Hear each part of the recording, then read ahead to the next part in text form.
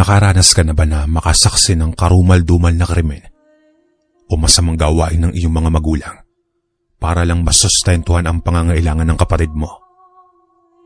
Ito ang mga bagay na hindi ko na kayanang tiisin noon dahil sa pagkakasala na palagay ko ay hindi mapapatawad ng Diyos. Taong 1978. Nakahanap na ako ng maayos na trabaho pagkatapos ko sa kolehiyo. Namalagi ako sa Bulacan at namuhay ng mag-isa. Kaya lang ay humingi ng tulong sa akin si Tatay Noel at pinakiusapan niya ako na kung pwede akong makasama sa pagtatanim sa palayan. Kung kaya naman nagtungo ako sa Bacolod. Halos 1 buwan na din akong namamalagi sa kanila ng aking ina sa bahay kubo. Ang totoo, hindi nila ako tunay na anak. Kinuha nila ako sa isang lasinggero at sugarol kong ama nang pumanaw ang nanay ko na mismong kapatid ni Tatay Noel. Nasa 7 taong gulang pa lang ako nang kinupkop nila akong mag-asawa at sila na ang itinuring ko na tunay na mga magulang. Nakisama ako partikular na sa kanya nag-iisang anak na lalaki na si Orlando. Isang araw noon, nagulantang kami sa pangyayaring hindi ko makakalimutan sa buong buhay ko.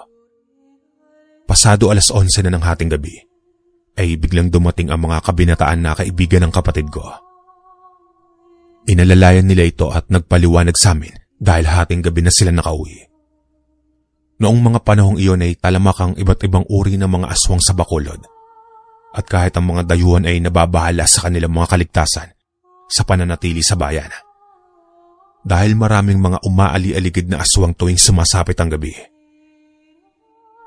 Ipinaliwanag naman ni Joselito na kaibigan ng kapatid ko na kumain sa karinderya sa bayan si Orlando at pagkatapos niyon ay nakipagkita siya sa kanila at namasyal sila sa may liwasan.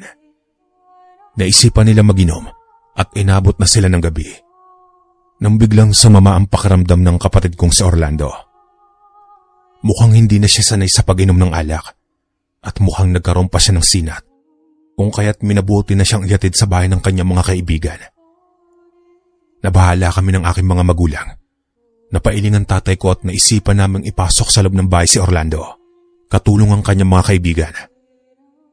Pagkatapos ay nagpaalam na sila sa amin at pagkasarado ng pinto ay nagtungo sa kusina si Nanay Carmen upang kumuha ng basahan at palangganang may tubig. Samantalang hindi naman namin makausap ng matino si Kuya Orlando. Bukod kasi sa lasing ito ay talagang nag-aapoy ang kanyang lagnat noon. Pagkabalik ng nanay ko ay hinubaran niya si Kuya Orlando.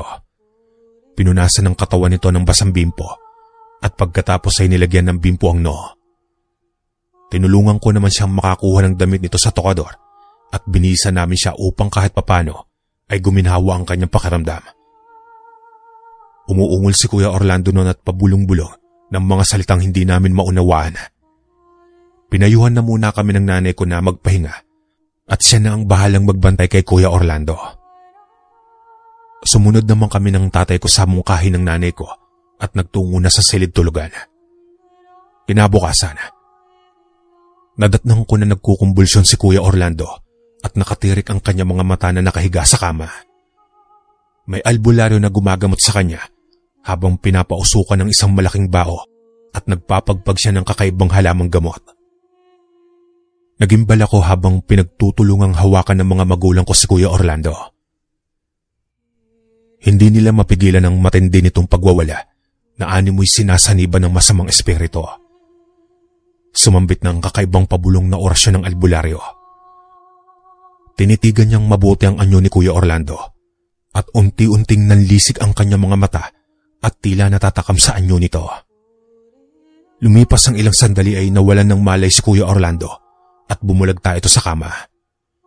Nabahala ang mga magulang ko, subalit kinausap sila ng albularyo na wala silang dapat na ikabahala dahil magkakaroon na din siya ng malay sa mga susunod na oras.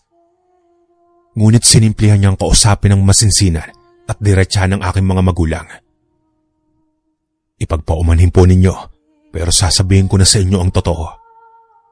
Kinakailangan nating mapatay si Orlando. Kung hindi ay maaaring makapagasik siya ng lagim at makapaminsala sa buhay ng ibang tao. Ano? Tanong ng tatay ko. Tumugon ng albularyo. Isang ganap na aswang na si Orlando Nayanggaw ho ang anak ninyo, posibleng sa pagkain, laway o kagat ng mga aswang. At kagabi ang simula ng kanyang matinding pagkakasakit. Hindi makayanan ng kanyang resistensya at pangangatawan ang kumakalat na pagkaaswang sa buong sistema niya. Kaya anumang oras ay pwede siyang magbagong anyo at mapatay niya kayong lahat. Hindi totoo iyan. Hindi ako naniniwala. Kasinungalingan lamang ang lahat. Niloloko mo kami.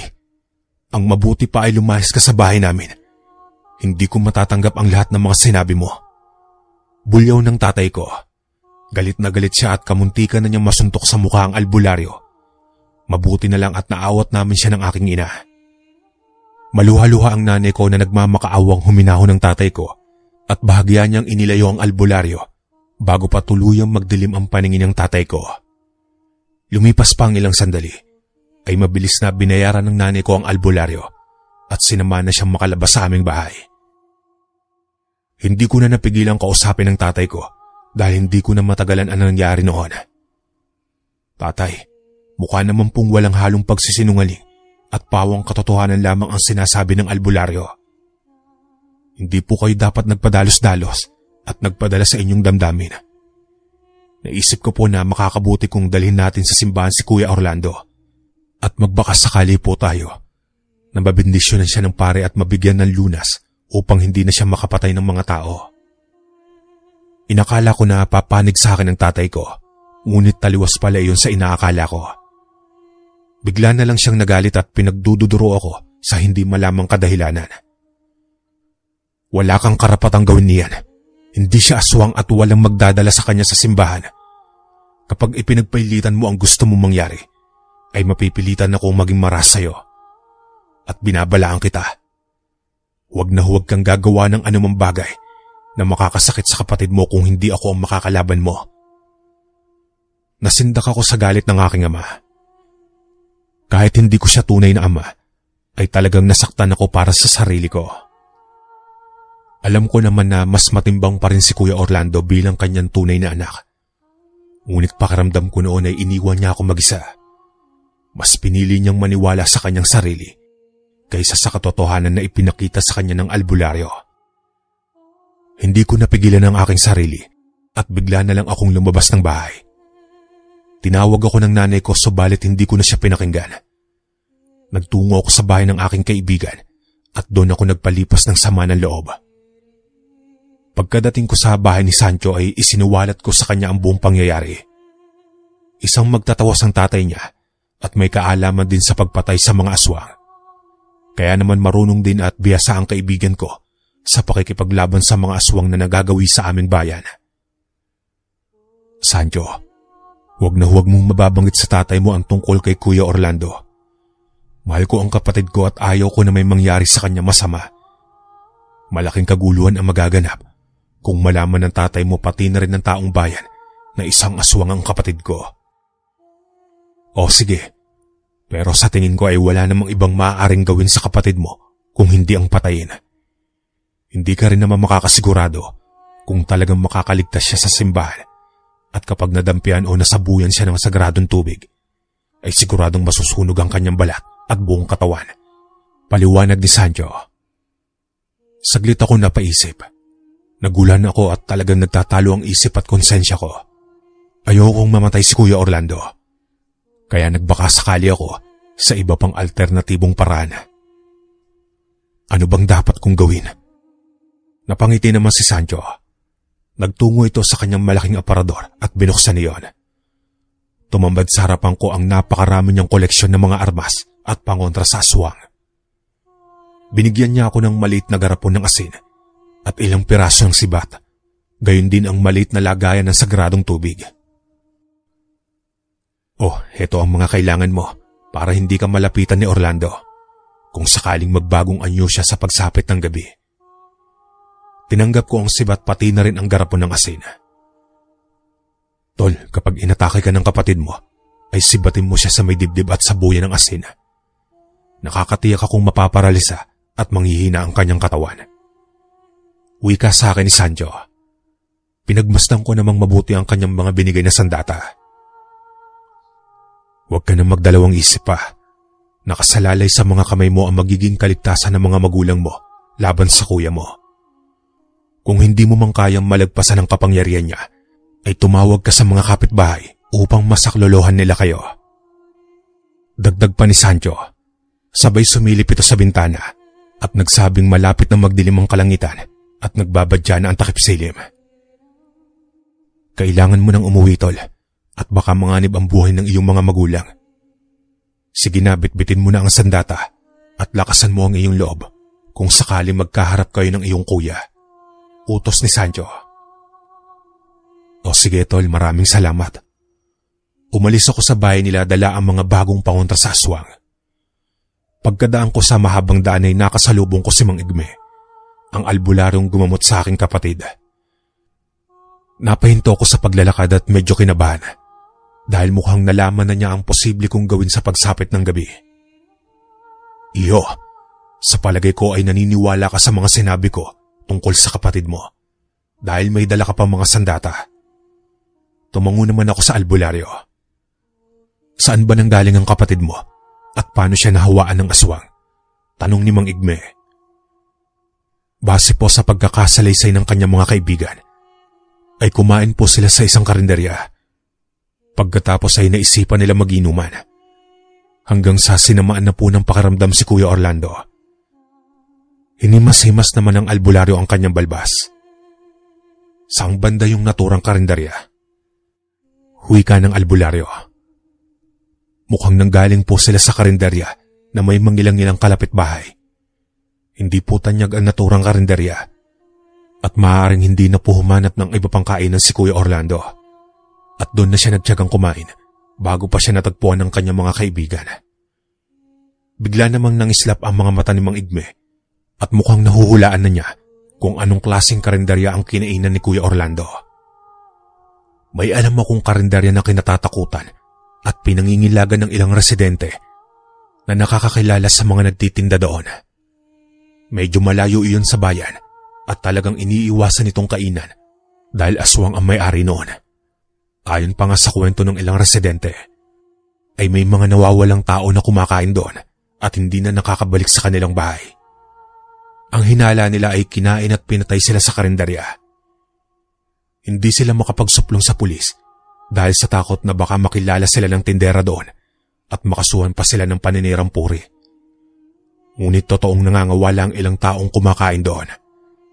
Kaya naman simula noon ay hindi na nagagawi ang mga residente doon sa tuwing inaabot sila ng gutom sa daan. Maswerte pa rin ang kapatid mo dahil nakaligtas siya at nakabalik pa sa inyong bahay. Ngunit ngayon naman ay siya na ang papatay sa mga tao upang magkalaman ng kanyang tiyan. Hindi ako nakapagsalita noon. Pinagbastan ko mabuti ang ilang piraso ng sibat at talagang nag-aalangan ako kung masasaktan ko ba ang kuya ko. Hinawakan naman ni Mang Igme ang aking mga kamay. Iho, huwag kang matakot. Walang ibang paraan upang mailigtas ang kaluluwa niya sa kadiliman kung hindi ang kamatayan. Masakit man ito pero ito ang katotohanan na dapat ninyong tanggapin. Magpakatatag ka at tibayan mo ang iyong puso at palakasin ang katawan. Dahil walang ibang pwedeng gumawa nito kundi ikaw lamang. Oh, mauna na ako sa iyo. Magtagumpay ka sana sa iyong misyon. Bago pa siya tuluyang umalis ay ngumiti siya sa akin. Sabay sabing maraming salamat dahil pinagkatiwalaan at pinaniwalaan ko siya. Pagkatapos niyo na itinanggap ko ang kanyang mga ngiti at nagpatuloy na ako sa paglalakad patungo sa aming bahay. Medyo kinakabahan pa rin ako dahil sa pagkakataong makita ako ng tatay ko na may dalang mga sandata laban sa aswang, ay tiyak na itatakwil niya ako at palalayasin sa aming bahay. Binuksan ko ang pinto at pumasok sa loob. Gabi nang makarating ako sa bahay namin. Inilapag ko sa lamesa ang ilang piraso ng kinayas na sibat, gayon din ang malit na lagayan ng asin. Ay biglang may humampas sa likurang bahagi ng aking ulo. Nahilo ako at nagdilim ang aking paningin.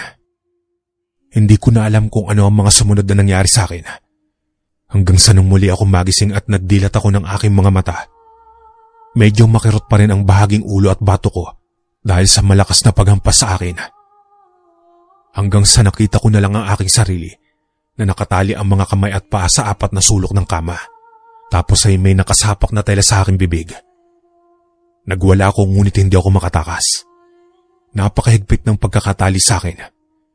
Kinabahan ako dahil sa kakaibang panganib na posibleng mangyari sa buhay ko. Pinipilit ko na makasigaw, subalit hindi ko matanggal ang busal sa aking bibig. Makalipas ang ilang sandali ay nakarinig ako ng mga mumunting yabag na mga paa na tila papalapit sa may pinto. Dumagundong ang malalakas na kaba sa aking dibdib. Hindi ko mapigilan ang matinding pagkatolero ng aking pag-iisip. Parang anumang oras ay posibleng sumabog ang puso ko sa sobrang takot. Nagbubutil-butil na noon ang pawis sa aking noo. Malapit nang makarating ang mga naturang yabag hanggang sa nagbukas na yung pintuan. Nakita ko ang aking inang palinga-linga sa paligid. Namumutla at nanlalaki ang mga matang humihingal habang hawak ang matalas na kutsilyo. Nang makasigurado siyang walang sumunod sa kanya, ay bigla siyang pumasok sa loob at pinagpuputol niya ang panali. Pinunit at sinira niya ang busal sa aking bibig. Inay, anong nangyayari? Bakit ako nakatali at saka nasaan po si tatay? Sa puntong iyon ay isa-isang ipinaliwanag sa akin ng nanay ko ang buong pangyayari at napag-alaman ko na ang tatay ko pala ang humampas sa ulo ko at siya rin ang nagtali sa akin sa gilid. Nalaman niyang isang aswang naganap na si Orlando at unti-unti siyang nawala sa kanyang katinuan, kaya naman naisipan ng tatay ko na magbigay ng alay upang maibsan ang gutom ng aking kapatid. Napapailing ako at talagang hindi ko sukat akalain na magagawa iyon ng tatay ko sa matinding pagmamahal niya kay kuya. Nabanggit pa ng nanay ko na nakita niya ang mga dala kong pangontra. Bago pa iyon makita at itapo ng tatay ko, ay itinago niya sa ilalim ng kanyang kama. Laking gulat ko na ibinigay niya sa akin ang isang piraso ng kinayas na sibat, gayon din ang maliit na lagayan ng asin. Alam niyang kasalanan sa Diyos ang pumatay, subalit hindi niya matatanggap na makitang pumapatay ng tao ang kanyang anak upang matugunan lamang ang sariling pangangailangan bilang isang halimaw.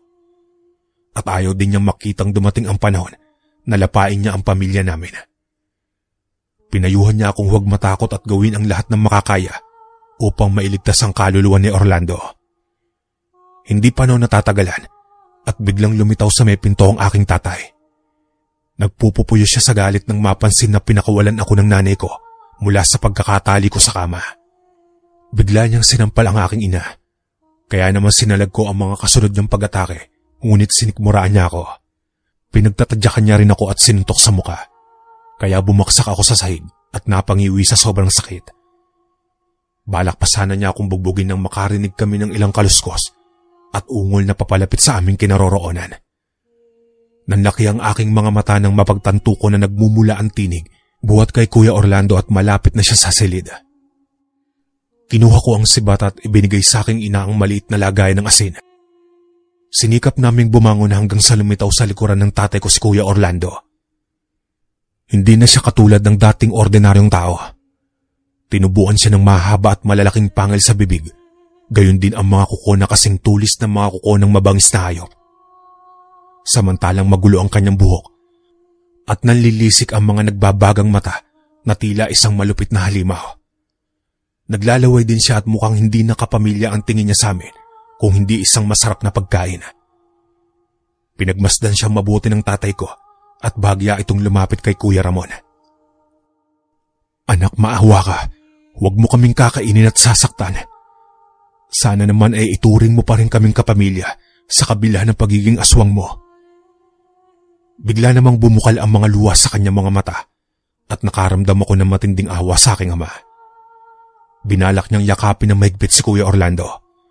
Subalit nagsalubong ang kilay nito at lalong napuno siya ng puot. Itinulak niya ang aking ama at pagkatapos ay sinakal ng mahigpit. Sinubukan siya labanan ni nanay, ngunit siniko lamang siya ni Kuya Orlando at tumama siya sa may dingding. Namuo ang galit sa puso ko, kaya tumayo ako at hinawakan ko ng mabuti ang sibat pagkatapos ay sinaksak ko sa kanyang tadyang. Nagsisisigaw si Kuya Orlando at mabilis akong binalingan. Pinagkakakalmot niya ako at biglang hinablot. Halos mabalian ako ng buto sa katawan sa lakas ng pagkakahawak niya sa akin. Buong akala ko noon na hindi na ako makakaligtas. Subalit itinulak si Kuya Orlando ng aking ama.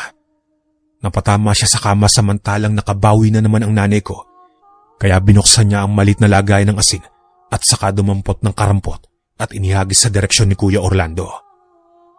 Bahagyang umusok ang bandang likuran niya, kaya mabilis siyang lumingon at binalingan ng nanay ko. Kinalmot niya ito sa mukha kaya naman naalarma ako. Buong lakas ko siyang pinagsasasaksak sa likuran ng paulit-ulit. Kasabay niyon ay pinagtaasan ko siya ng boses at pinagmumura. Lintik ka at sinaktan mo pa ang mga magulang natin. Hindi ka na dapat na mabuhay. Namumugto na noon ang mga luha sa aking mga mata, habang tumutulo ang mga pawis ko buwat sa aking noo. Hindi ko siya tinigilan mga kalakbay, hanggang sa mapayok-yok ito at mapalugmok sa may sahig. Tumalsik ang masaganang dugo at nagmantsa ito sa aking mga kamay at damit. Pinigilan na lamang ako ng aking nanay at tatay noong maramdaman nilang hindi na humihinga si Kuya Orlando. Nagpatuloy ako sa pagluha. Habang nakayakap sa akin, ang umiiyak kong inatang ama na naghihinagpis sa nangyaring kamatayan ni Kuya Orlando. Hindi pa noon natatapos ang gabi at binalot namin sa maputing tela ang bangkay ni Kuya Orlando. Lumabas kami at nakita kami ng iilang kapitbahay. Inilibing namin si Kuya Orlando sa isang bakanting lote malapit sa aming bahay. At dahil doon ay nagsipaglabasan ang aming mga kapitbahay at natunghayan nila ang paglilibing namin kay Kuya Orlando. Nakita ko ni Mang Igme at lumapit siya sa amin. Sa pagkakataong iyon ay mukhang humanga siya sa aking katapangan. Nagsisi naman ang tatay ko sa nagawa niya kay Mang Igme, kaya humingi ito ng dispensa. Bagay na hindi naman ipinagkait sa kanya ng albularyo, kaya naman masaya siya nitong pinatawad. Nakita din ako ng kaibigan ko na si Sancho at binati pa niya ako dahil sa lakas ng loob ko na iligtas ang aking pamilya laban sa kapangyarihan ni Kuya Orlando. At sa bandang huli ay kinausap naman ako ng aking ama. Anak, pasensya ka na sa pagiging makasarili ko. Sinaktan ko ang kalooban mo dahil lang sa baluktot kong paniniwala kay Kuya Orlando mo. Hindi ko sinasadya ang nangyari, kaya sana ay mapatawad mo ako. Tinapik ko sa balikat ang aking ama. Tay, huwag po kayong mag-alala dahil walang nagbago sa pagtingin ko sa inyo. Ako man po ay may pagkakamali din, pero sana ay maibalik pa rin natin ang dating saman sa ating pamilya. Masakit at talagang sinisisi ko ang aking sarili dahil napatay ko si Kuya Orlando. Anak, wala kang dapat na ipagsisi dahil ginawa mo lang ang dapat at kaloob na rin ng Diyos ang nangyari sa kuya mo. Yun lamang ang tanging kasagutan upang mailigtas at malinis mo ang kanyang kaluluwa. Tugon ng aking ama. Hindi ko na napigilang maging sentimental at niyakap ako ng mahigpit ng aking ama habang patuloy na bumabagtas ang mga luha sa aking mga mata. Napakasakit man ang sinapit ng aming pamilya, ay sinubukan naming lumaban at magbuklod-buklod sa kabila ng kamatayan ni Kuya Orlando. Hanggang dito na lang po ang aking kwento mga kalakbay. Maraming salamat. Isang mapagpalang araw po sa ating lahat mga kalakbay. Ako po si Narciso na kasalukuyang naninirahan sa Pangasinan kasama ang aking pamilya. Naglakas loob po akong magbahagi ng aming kwento na hango sa tunay na karanasan ng anak ko noong bumisita kami sa aking mga magulang sa Luna, La Union. Nangyari ito taong 1979. Nakatatak na sa isip ko ang kahindik-hindik na pangyayari sa amin ni Michael. Ang gumambalang nilalang na dumudukot at pumupugot ng ulo ng mga kabataan. Naisipan naming sopresahin ng aking mga magulang. Kaya naman kahit malayo, ay nagtungo kami ng anak ko sa La Union. Samantalang naiwan naman sa Pangasinan ng aking misis dahil sa abala siya sa trabaho. Nasa 9 na taong gulang pa lang noon ang aking anak. Pero nasanay na ito sa pagbiyahe ng malalayo. Nasabik din siya na makita ang aking mga magulang dahil halos 5 taon na rin ang nakakalipas simula nang hindi na kami nakadalaw sa kanila. Medyo kakaunti pa ang kabahayan doon at malapit sa may koprahan ng bahay ng aking mga magulang. Dumating kami sa kanilang bahay ng bandang hapon at may nakasalubong kaming lalaking nasa edad 40 na nagtutulak ng malaking kariton na puno ng mga bote at dyaryo. Mukha siyang mabait at masayahin, kaya hindi na rin ako nabahalang magtiwala. Ngumiti kami sa kanya. Pagkatapos ay sa kanya kinausap ang aking anak. Iho, Baka may mga bote ka dyan o lata na hindi na ginagamit. Maaari mo bang ibigay sa akin? Sa puntong iyon ay lumabas ng bahay ang aking ama. Dali-dali kaming nagmano at humingi ng bote ang anak ko. Kaya namang kumuha ang tatay ko ng ilang piraso ng bote at ibinigay sa matandang lalaki. Nagpasalamat naman ang matandang lalaki at mabilis nang umalis bitbit ang kanyang kariton. Matagal naming tinignan ang naturang lalaki bago kami pumasok sa loob ng bahay. Hindi ko man lang naisip na itanong ang kanyang pangalan.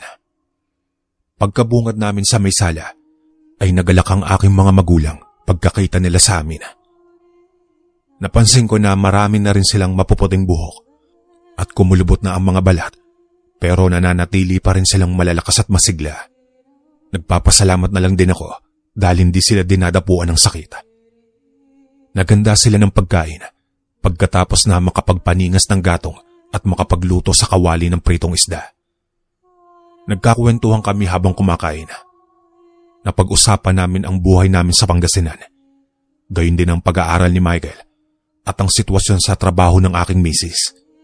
Sobrang saya ko noon mga kalakbay dahil sa tagal ng panahon ay ngayon ko lang ulit nakausap ng personal ang aking mga magulang. Naku anak, pagsabihan mo si Michael na huwag na magpapaabot ng gabi sa daan dahil may napapabalitang nawawalang mga bata dito sa aming lugar. May natagpo ang mga bangkay ng katawan ng mga bata sa kasukalan kung saan pugot ang kanilang mga ulo. Hindi namin malaman kung anong klaseng nilalang ang pumapatay sa mga bata. Kaya naman pinag-iingat ang mga bata dito. Nilukuban ako ng matinding takot at halos mayakap ko na mahigpit ang aking anak. Dati-rati naman ay wala akong naririnig na ganoong uri ng nilalang na gumagala dito sa probinsya ng aking mga magulang. Kahit noong isinasama ko pa si Michael noong sanggol pa siya. Medyo delikado na pala dito at talagang kailangan namin magdoble ingat. Lumipas pa ang ilang sandali ay tinulungan ko na makapaghugas ng mga pinggan at baso ang aking mga magulang. Pagkatapos ay umakyat na kami ni Michael sa ikalawang palapag ng bahay, bitbit ang aming mga bag. Naisipan ko na maligo dahil medyo maalinsangan ang paligid at upang maging presko na din ang aking pakiramdam. May banyo naman sa silid tulugan kaya hindi na ako nahirapan. Makalipas ang ilang sandali ay nakatapos na ako sa paliligo at nagpalit na rin ako ng aking damit. Nakapagsipilyo na din si Michael at nakapagpalit na rin ng damit pantulog. Maagap na siyang nakatulog habang abala pa rin ako sa paglalabas at pagtitiklop ng iba naming kasuotan. Pasado 10:00 na ng gabi at hindi pa rin ako dinadalo ng antok. Kaya naisipan ko na buksan muna ang bintana at magpahangin. Sandali akong dumungaw sa may bintana at pinagmasdan ko ang kabilugan ng buwan.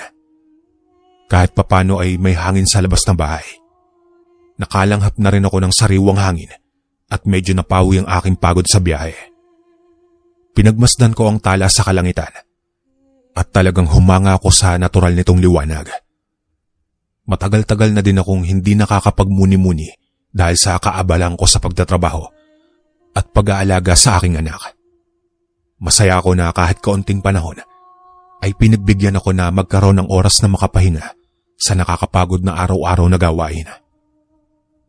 Hindi pa noon natatagalan at may napansin akong gumagalaw sa may malaking puno ng akasya tapos ay lumitaw doon ng isang nakakangilong sumasagitsit na kariton. Sumisipol-sipol naman ang lalaki na nagsusudlong ng kariton. Bigla akong natigilan at halos namutla ang aking buong mukha sa sobrang takot. Nang malinaw ko nang nakita ang isang bangkay na nakadapang bata sa loob ng kariton. Duguan ang ulo nito at mukhang maputla ang kanyang buong katawan. Huminto sa pagsusudlong ang naturang lalaki at binuhat niya ang bangkay ng isang batang lalaki pagkatapos ay inihiga niya sa lupa. Doon ko napansin ang iba pang laman ng kanyang kariton. Hindi bote, dyaryo at lata, kung hindi napakaraming ulo ng mga kabataang lalaki. Inayos niya ang pagkakasalansan ng mga ulo at hinugot niya sa tagiliran ang malaking palakol. Hinataw at pinugot niya ang ulo ng naturang bangkay. Pagkatapos ay hinawakan niya mabuti ang ulo kung saan inilabas niya ang mahabang dila. Tapos ay nanlilisik ang kanyang mga lumaking mga mata habang sinisipsip niya ang bibig ng bata. May kung ano siyang kinakain sa loob ng bibig nito. Pagkatapos ay sinipsip pa niya ang mga mata at nang tuluyan na siya mabusog, ay inilagay niya ang ulo sa loob ng kariton. Binuhat niya ang katawan at naghanap siya ng pagtatapunan. Nakakita siya ng mga kahoy na nakabara sa isang tabi. Isiniksik niya daw ng bangkay ng batang lalaki. Pagkatapos ay bumalik sa kanyang kariton at nagpatuloy siya sa pagsusudlong hanggang sa tuluyan na siya naglao sa karimlan. Halos mawalan ako ng ulirat ng mga oras na iyon. Napasandal ako sa bintana at hindi halos makapag-isip ng maayos. Nablangko at naging maulap ang aking isip sa sobrang gulat. Nahimasmasan lamang ako nang makalipas ang ilang minuto. Isinarado ko ng maayos ang bintana at sinigurado ko na hindi makakapasok ang naturang halimaw. Tumabi ako sa aking anak. Niyakap ko siya ng mahigpit at magdamag ko siyang binantayan. Maya't maya akong nagigising sa mga kaunting kaluskos at huni ng ibon sa paligid. Hindi ako mapakali hanggat hindi nag-uumaga noon dahil sa matindi ang pag-aalala na baka kuhain ng lalaking may sudlong na kariton ang aking anak. Kinabukasan pagkatapos namin makapag-almusal at makapaglinis ng bahay, ay napilitang kaming lumabas ng bahay dahil napakaraming tao na nagkakagulo sa di kalayuan. Nakita namin ang aking pamilya kung paano tumangis ang isang ina habang nakayakap sa katawan ng bangkay ng batang pugot ang ulo. Nag-uusap ang mga barangay tanod, gayon din ang ilang opisyal ng barangay, ukol sa krimen na naganap. Nakonsensya ako at hindi ako natahimik, kaya naglakas loob ako na makisabat sa usapan. Kinausap ko ang isa sa mga opisyal at isinalaysay ko sa kanya ang mga nalalaman ko. Ginoo, nakita ko po kagabi na kinain at pinagutan ng ulo ang naturang batang lalaki. Subalit wala akong nagawa dahil walang katao-tao sa labas ng bahay at saka malayo ang pinangyarihan ng krimen sa aming bahay. Natakot din ako na baka balingan kami ng lalaki na may dalang kariton, kaya hindi na ako gumawa ng anumang hakbang. Nako, mister, kailangan ninyong mag-ingat gayon din ang inyong anak. Hindi pa tayo nakakasiguro na kagagawan ito ng lalaking may dalang kariton dahil wala tayong matibay na ebidensya.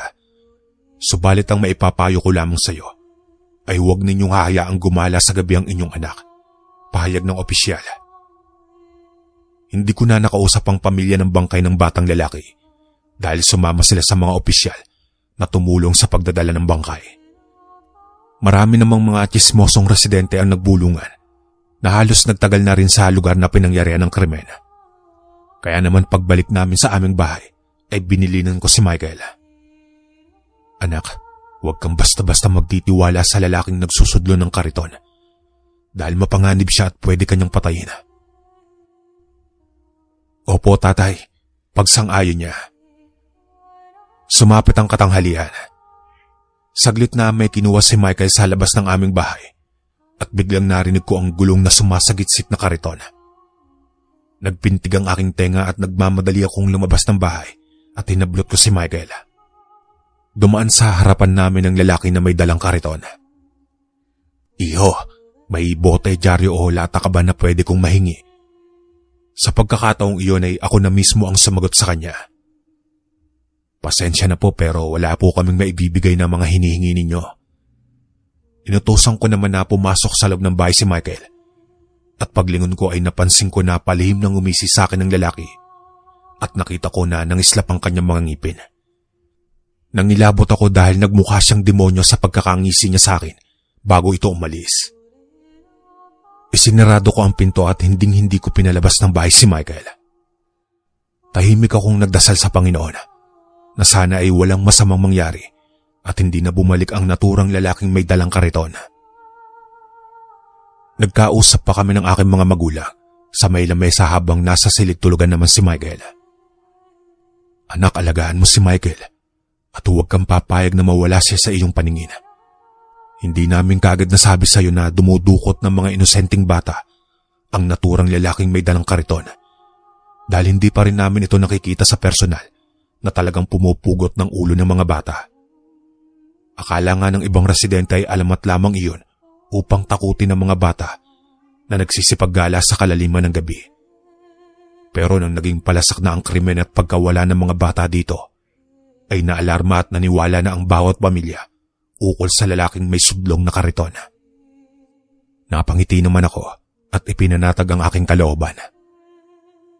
Huwag ho kayong mag-alala, Itay, dahil bantay sarado ko ang aking anak. Titiyakin ko na walang mangyayari sa kanyang kapahamakan dahil sigurado akong mapapatay ako ng asawa ko kapag may nalaman siyang masamang nangyari kay Michael. Napakatapang at mabunganga pa man din ang asawa ko. Mata ko lang ang walang latay sa walang preno niyang bibig. Sa puntong iyon ay nagkatawanan kami ng aking ama at ina. Alam nila na masunurin ako sa aking asawa dahil natural na siyang palaban at matapang at wala siyang sinasanto lalo pa sa aming anak. Sumapit ang hapon at may 3 batang lalaki na may dalang maliliit na bola ang kumatok sa pinto. Binuksan ko ang pinto kasama ang aking ina at kinausap ako ng isa sa mga bata. Nakiusap ito na makipaglaro kay Michael dahil gusto niya makipagkaibigan, subalit tumutol ako. Sinabihan ako ng nanay ko na ipanatag ang aking kalooban dahil malapit lamang ang bahay ng naturang bata sa bahay namin. Bandang huli ay pumayag na rin ako. Pero pinayuhan ko si Michael na kailangan na hindi siya abutin ng 5:00 ng hapon sa labas ng bahay. Anak, kapag nakita mo yung lalaking may dalang kariton, huwag mo siyang kakausapin at huwag kang sasama sa kanya. Panatilihin mong malapit ka sa pamilya ng mga kalaro mo ha, at huwag mong hahayaang mag-isa ka sa pag-uwi. Nagkakaintindihan ba tayo? Nakinig naman siya at tumango sa mga tagubilin ko at magalang na nagpasalamat sa akin ng kanyang mga bagong kalaro.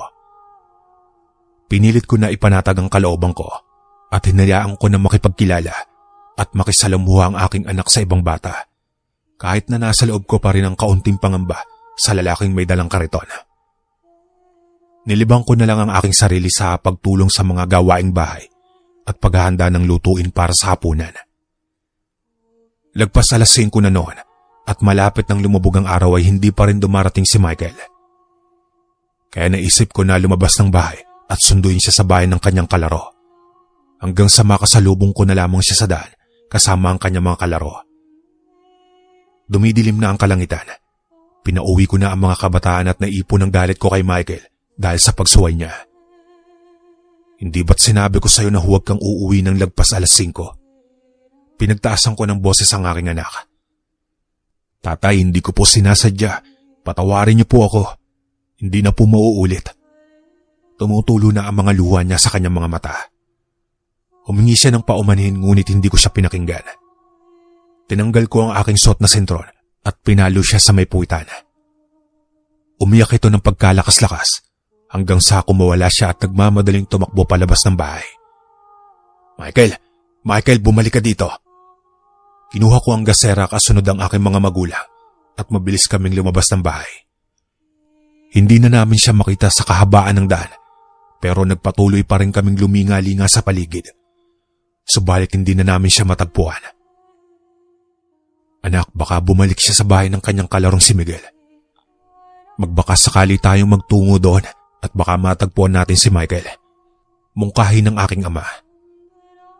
Samantala ay pinayuhan naman ako ng aking ina na maging pasensyoso at lawakan ng pangunawa dahil sensitibo ang mga bata sa kanilang mga nararamdaman, lalo pa at pinapagalitan sila ng kanilang mga magulang. Medyo nakonsensya ako sa ginawa ko. Noon ko lamang napagbuhatan ng kamay ang aking anak dahil sa matinding emosyon. Hindi ko siya hinayaang makapagpaliwanag. Nag-iisa kong anak si Michael, kaya hindi ko mapapatawad ang sarili ko kung may mangyari ng masama sa kanya. Hanggang sa nakarating kami sa bahay ni Miguel, subalit nabigo kami na matagpuan si Michael. Nakausap namin ang mga magulang ng kanyang kalaro at sinabi niyang hindi nagawi doon si Michael matapos na samahan kanina pa uwi sa aming bahay. Hindi pa rin kami nawala ng pag-asa at nagtungo pa kami sa bahay ng iba pa niyang kalaro. Ngunit wala pa rin doon si Michael. Hindi ako matahimik. Patuloy ako nag-aalala sa posibleng kalagayan ng aking anak. Naisipan naming bumalik sa aming bahay at pinagpalagay namin na baka umuwi na si Michael at nagkasalisi kami. Kaya naglakad kaming muli patungo sa daan. Nasa may bandang kakahuyang kami nang makarinig kami ng mga pagsigaw. May tumawag sa aking pangalan, kaya kumaripas ako ng pagtakbo habang nakasunod sa akin ng mga magulang ko. Hinanap ko sa bawat sulok si Michael. Subalit hindi ko siya matagpuan. Naisip ko na magmasid sa mga punong kahoy, ngunit wala doon ang aking anak. Lumingon ako sa bandang kaliwang daan at napansin ko na may tumatakbong batang lalaki na tila may kinakatakutan habang palingon-lingon sa kanyang likuran. "Michael!" Sigaw ko sa batang lalaki. Paulit-ulit kong tinawag ang kanyang pangalan nang mapagtanto kong siya ang aking anak. Nabuhayan naman ako ng loob nang masilayan ko muli ang aking anak. Kumaripas ako ng takbo papalapit sa kanya at narinig ko sa kakahuyan ang sumisipol na tinig ng lalaki.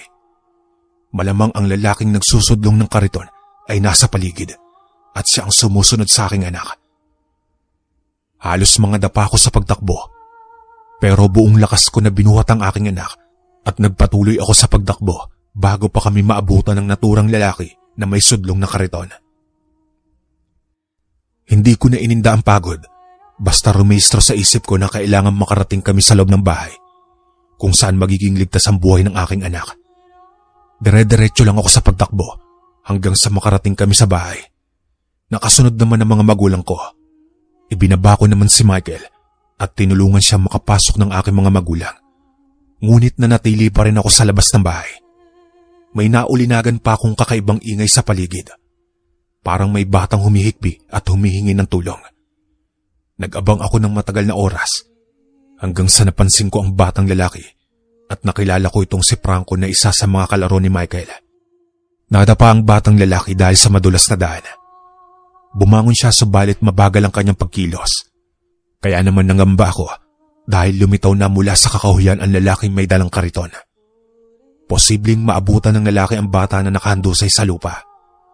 Malaki ang tsansa na hindi makapalag ang bata at wala itong magagawa kapag naihataw ng lalaki ang kanyang malaking palakol sa ulo nito. Hiniram ko ang itak ng aking ama at ginamit ko ang natitirang lakas upang iligtas ang batang lalaki. Kumaripas ako ng takbo at nanalig ako sa Diyos na maunahan ko ang lalaking may dalang kariton bago pa niya makuha ang batang lalaki. Nagiinit na noon ang aking buong katawan at bago pa ako mawalan ng balanse ay naibangon ko ang batang lalaki. Iwinasiwas ko ang itak. Nagimbal siya at medyo kinabahan. Posibleng nakaramdam din siya ng matinding panganib dulot ng hawak ko na itak. Umatras ito at mabilis na isinudlong palayo ang kanyang kariton.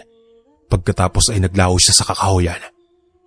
Niyakap ko ng mahigpit at inalo ang umiiyak na batang lalaki. Tumahimik lamang siya at halos nakatulog sa aking mga bisig nang makarating kami sa bahay. Isinama ko na muna siya sa aming bahay at itinabi ko siya kay Michael sa higaan. Pinangakuan ko naman si Franco na kinabukasan ay ihahatid ko siya pauwi ng kanilang bahay. Napuno ako ng awa sa dalawang batang lalaki. Hindi ko sukat akalain ang mga tulad nilang mga malaanghel na kabataan ang gustong biktimahin ng walang konsensyang nilalang upang matugunan lamang ang kanyang pangangailangan. Kinabukasan mga kalakbay, pinakain ko muna ng almusal si Franco nang biglang may kumatok sa pintuan. Pinagbuksan ng tatay ko at nakita ko ang ama ni Franco. Pagkakita sa kanya ng bata, ay agad siya nitong niyakap ng mahigpit. Pinapasok namin sa loob ng bahay ang lalaki at nagkausap kami ng masinsinan. "Sir, pasensya na po kung napag-alala kayo ng inyong anak. Nakita ko po siyang hinahabol ng lalaking may dalang kariton, kaya iniligtas ko siya at pinatulog sa aming bahay. Dahil mapanganib na sa daan, kung ihahatid ko siya ng hating gabi sa inyong bahay." Mukha namang mahinahon at mabait ang ama ni Franco. Maliwalas ang kanyang mukhang ngumiti sa akin. "Salamat sa inyo. Pero ang totoo niya ay lumabas siya ng aming bahay. Masyado kasing mahilig gumala ang anak ko kahit na gabi. May katigasan ng ulo nito. Kaya naman talagang nag-aalala kami ng gusto ng aking asawa." Paliwanag ng lalaki. "Ama, iba lang po. Pero nahihiwagaan ako sa gumagalang lalaking may sudlong na kariton. Ano bang uri siya ng nilalang?" Tanong ko dun sa lalaki.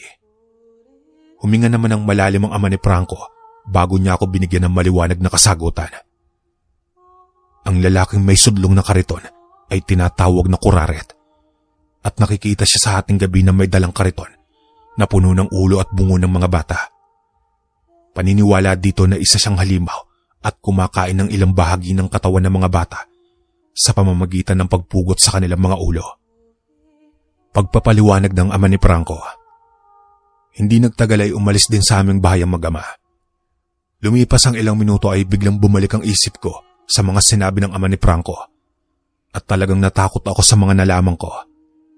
Naisip ko noong kalakbay na delikado ang mga buhay ng mga bata sa lugar ng aking mga magulang.